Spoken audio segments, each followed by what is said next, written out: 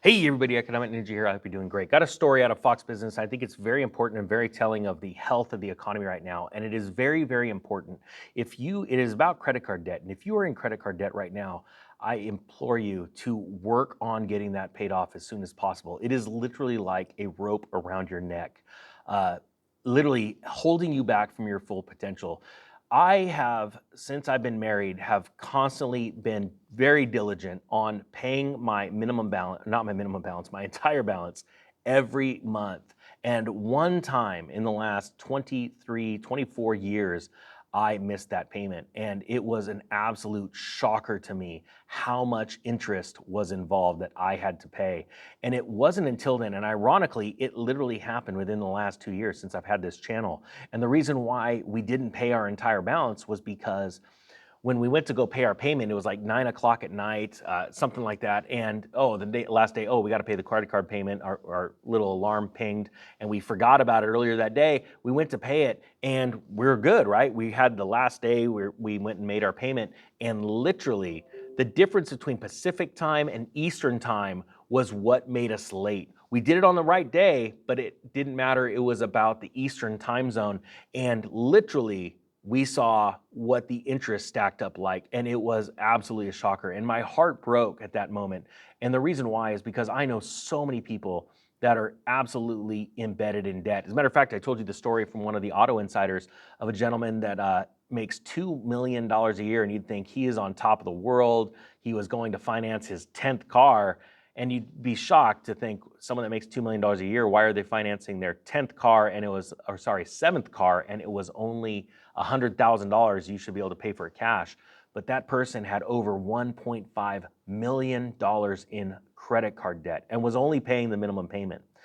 Absolute shocker, right? So even in the higher brackets of people that make a lot of money, it's almost like that story that we used to read when we were children, the emperor has no clothes. And so no matter how fancy the car, a lot of people do not own it, and do not own the clothes they wear. They literally are paying payments on it. You know, we see this with lines out the store of Versace and Louis Vuitton, you know, and hey, guys have the same similar issues, you know, and the thing is the reason why it's so important that we pay this off is because it is literally holding back our middle class. You see, the less wealth our middle class has, the more problems we're going to have because we have no power, no control. And it's very important that we get that control back because the less money we have, the easier it is for the government to steer us, all right? So think of it that way. It is literally your duty to your family and your country to stay solvent. All right, check this out. This is out of Fox News. It's entitled, Credit Card Debt Set to Hit $1 trillion as Chronic Inflation Crushes America. And it is, I get it, it is going to be harder and harder to pay off that credit card as inflation soars in food and energy. And we're still dealing with that housing crisis, even though it's starting to wane and we're starting to see the prices drop and velocity start to pick up a little bit. But check this out. It says Americans are drowning in credit card debt as chronic inflation makes the cost of everyday necessities more expensive. The New York Federal Reserve's quarterly report on household debt and credit, slated for the release on Monday morning, is expected to show that credit card debt soared to a historic $1 trillion. In the first 3 months of 2023, according to LendingTree, that will smash the previous high of $986 billion. So now we are way past the credit card. I mean, literally exploded way past the all-time high credit card debt of right before the recession started, the Great Recession. That was the all-time high came in at the beginning of 2008 to mid-2008, around that time frame.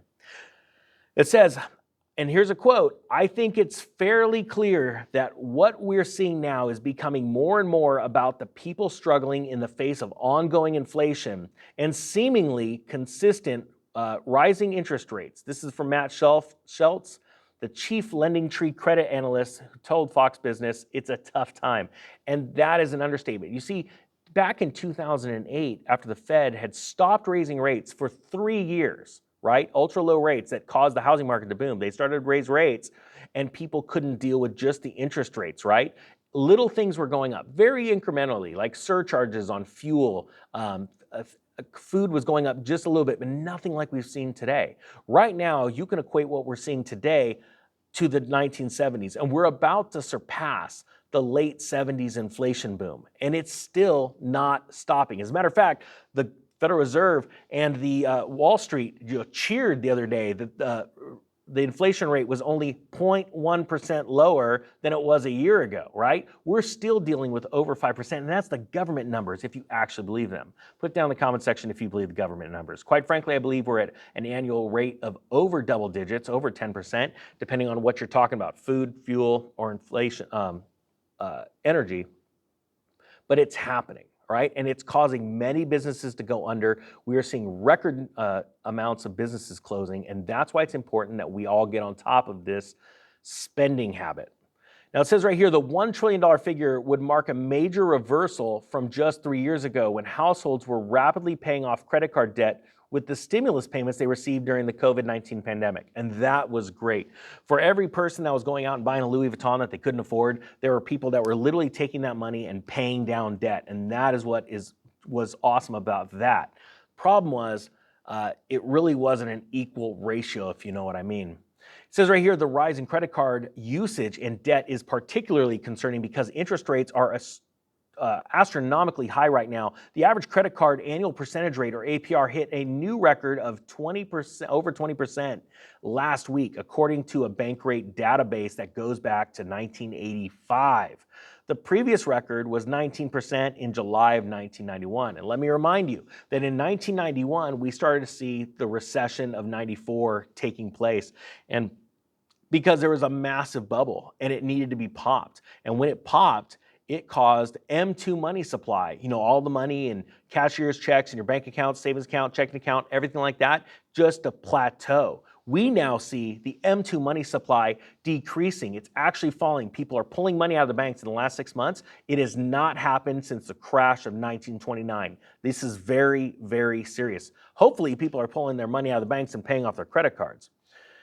It says if people are carrying debt to compensate for steeper prices, they could end up paying more for items in the long run. For instance, if you owe $5,000 in debt, which the average American does, current APR levels would mean it would take about 277 months and an additional $7,723 in interest to pay off that debt, making the minimum payments. Look, the one thing that my prayer for you is that during this collapse, you take full advantage of it. You should be buying items at rock bottom prices, vehicles, houses, land.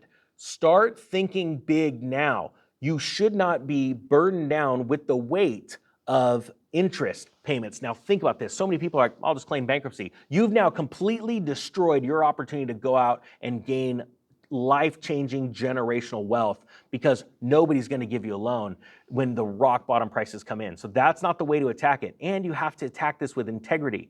You took out the debt, you pay it off, because trust me, your mind will be clearer, your heart will be freer, and you will be able to go and storm it when the world is literally in peril and you are there to go and buy these assets up.